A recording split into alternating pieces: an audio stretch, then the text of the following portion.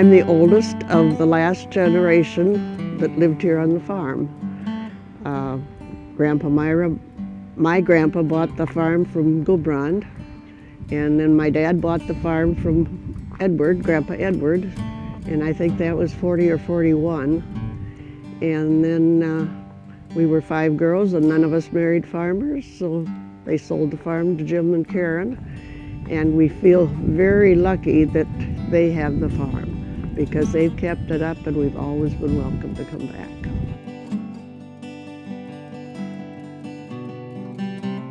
You know, he was what they in Norway call a husman, which was farm labor. He didn't own any land, and he probably lived in a cabin in a place north of Brandbu and Hadeland, and worked on the Dahlin farm, which is the big farm, which is still in existence today, and run by a guy the same age as my son Christian, and his name is Christian also, but I suspect that they didn't have any say much to do, any responsibility other than working as hired help, and so they didn't have much going on for them in Norway, and they came in the spring of 1854 with his father and a nephew and I think a sister and possibly a couple of sister-in-laws, and the father, who was born in 1790, died as they crossed the river near Lansing, so he never made it to Spring Grove. And what's interesting about Gudbrand, you know, here's a guy who never had any responsibility other than being a laborer in Norway, and he came here and went to work, and like Eloise said earlier, that, you know, he helped build the first school and the first church, and he is also on a committee that established Luther College in 1861.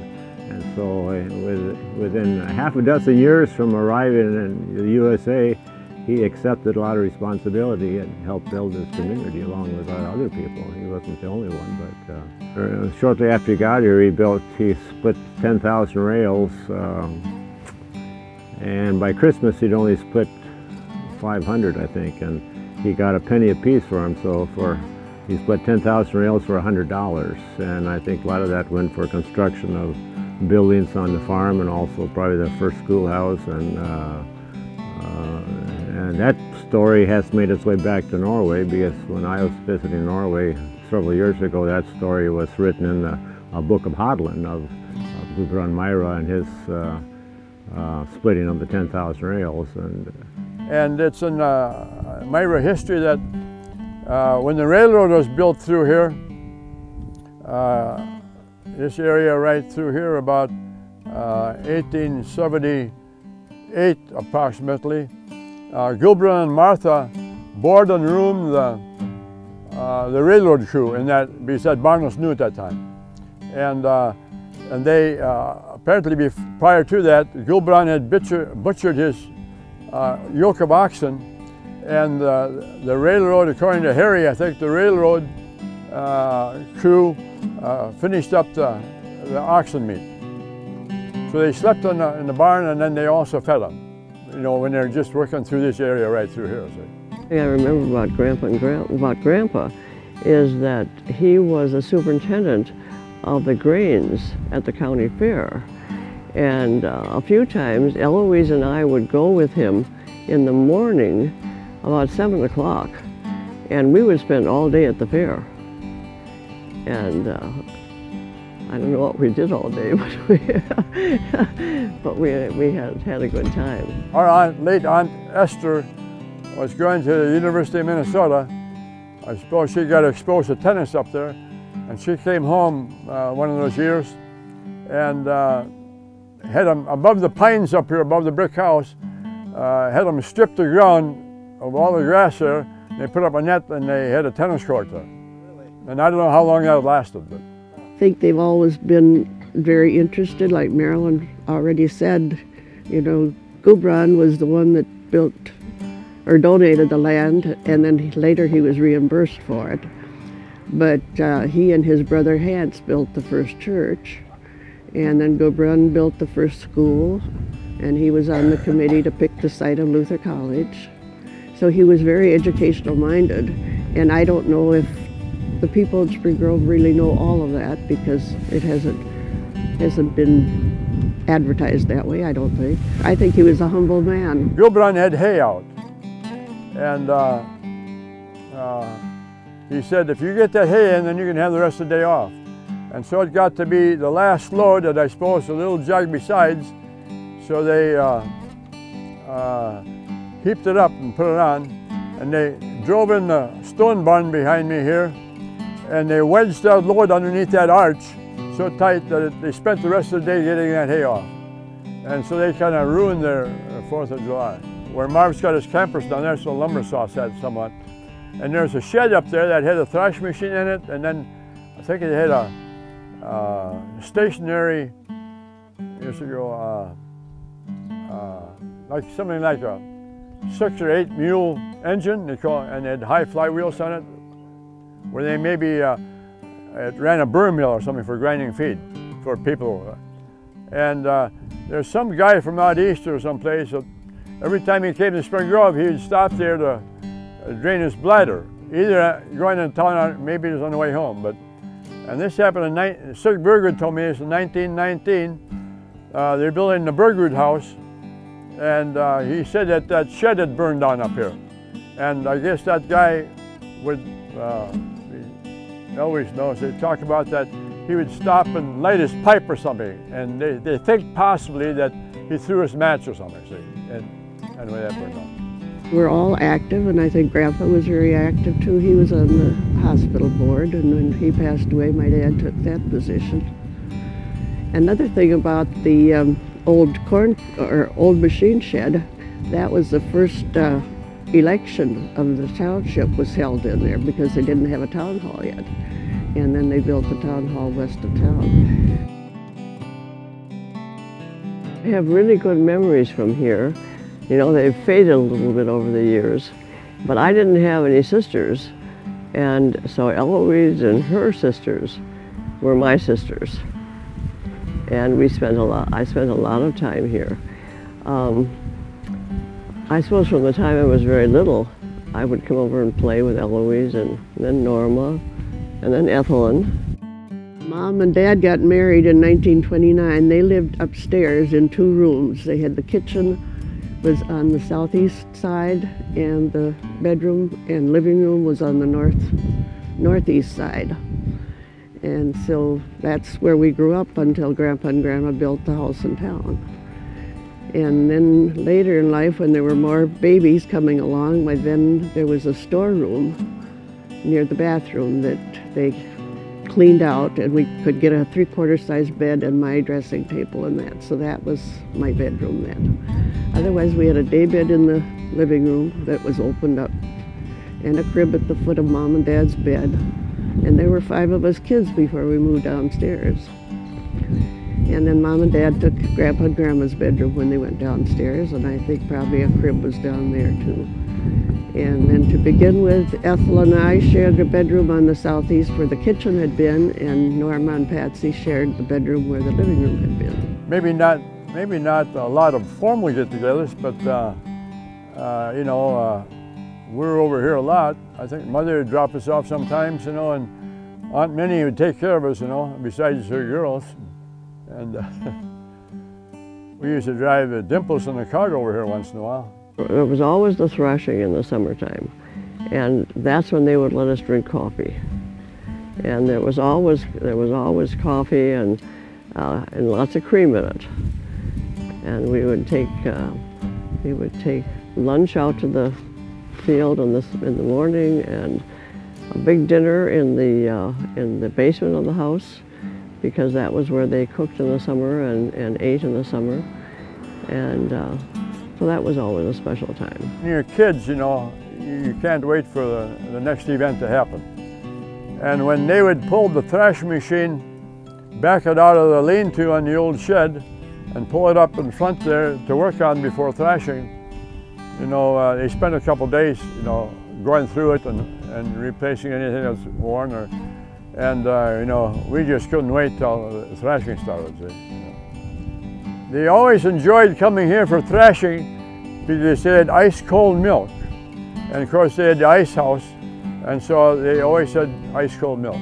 At first, when we can begin to remember that they would serve the threshing crew in the basement, and it's nice and cool in the basement.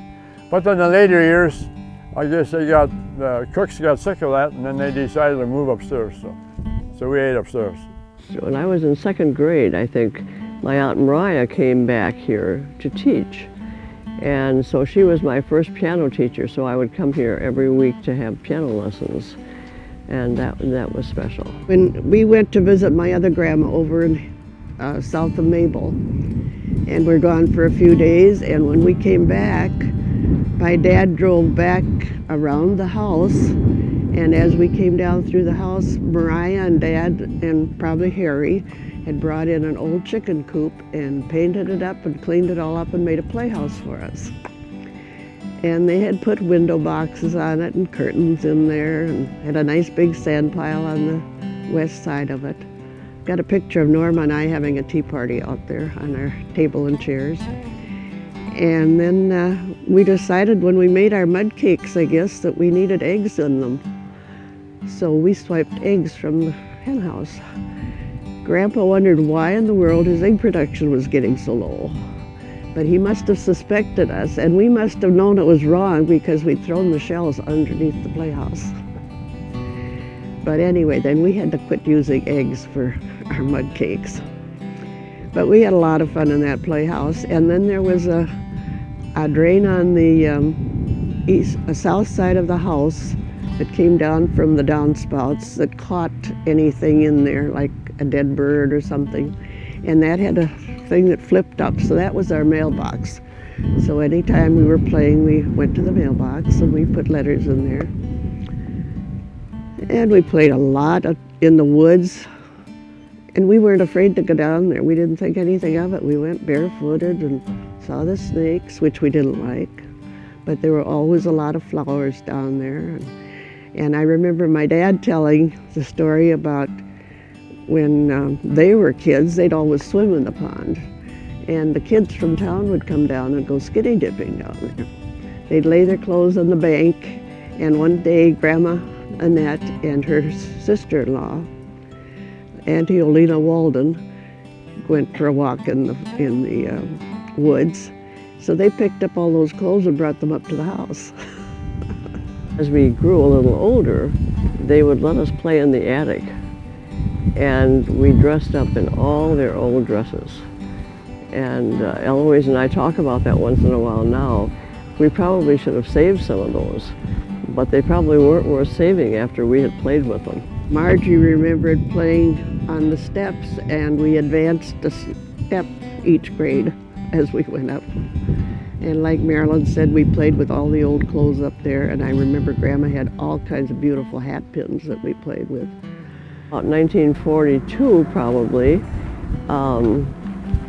41 or 42, we got a pony and a pony cart.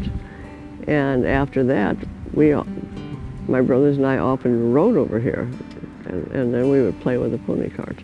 Something that stands out in my mind is up in the attic again. We would roller skate, go round and round and round. You know, the stairway was there, and that was great fun.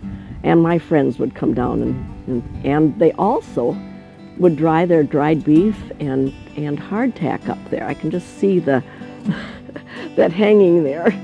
And I suppose we created a lot of dust up there too, roller skating, but we ate it. And Eloise mentioned about playing school on the steps, and I think that my friends really enjoyed coming down here and playing in the house, and it was a big house, but we were close enough. I'd walk up to the sidewalk and roller skate to school. We had lots of fun hiding in closets too. I can remember that.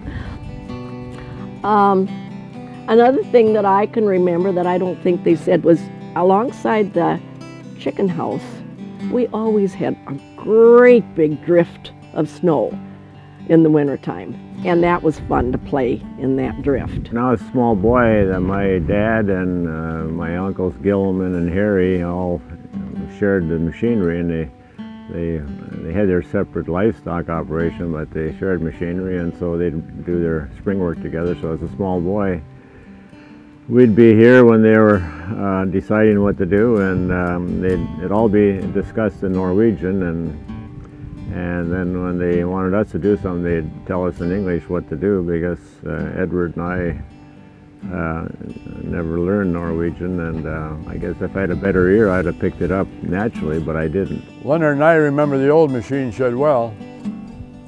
We used to listen to Harry and Gil and Lawrence talk Norwegian, you know, and then they'd laugh like everything, and then they'd translate the joke into English, but it wasn't even funny in English. When they were haying, you know, all probably right after we'd eaten. I suppose we ate dinner instead of lunch. At that time, it'd come in and say, we need somebody to drive tractor. So we'd go out, and of course it was kind of fun. We got paid a little bit, and we always liked to get a suntan. But it was kind of scary because I could not reach those clutches. You know, you'd be clutching like crazy, and I was always afraid I'm going to run into a fence or something like that. We didn't know anything about it until the night before my mom's 100th birthday, when we girls were invited here to stay in our old bedrooms by Karen and Jim.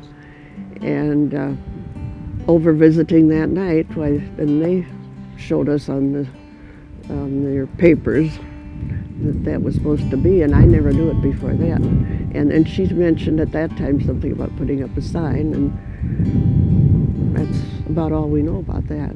Well, it's our heritage, you know, and I don't have, you know, being there were 5 girls, we are not carrying on the Myrah Farm. Fortunately, there are some others that are carrying on the name. And our boys always loved to come over here too and play in the barn, and just, I hope they have some good memories too. I think the older we get, the more important we remember it to be, and being close to family is very important, and I just am so thankful that that I was able to know my cousins. Your late grandma Audrey Jean said, you know, the rural communities are the best place to raise kids. And there's advantages and disadvantages, but in the small communities. But now we've got a cinema theater in town, you know, which you have to go to maybe a big city someplace to see that. I think Spring Grove has done a good job of carrying on the traditions of the past, you know, and of course they're getting into it more all the time now with the giants, you know.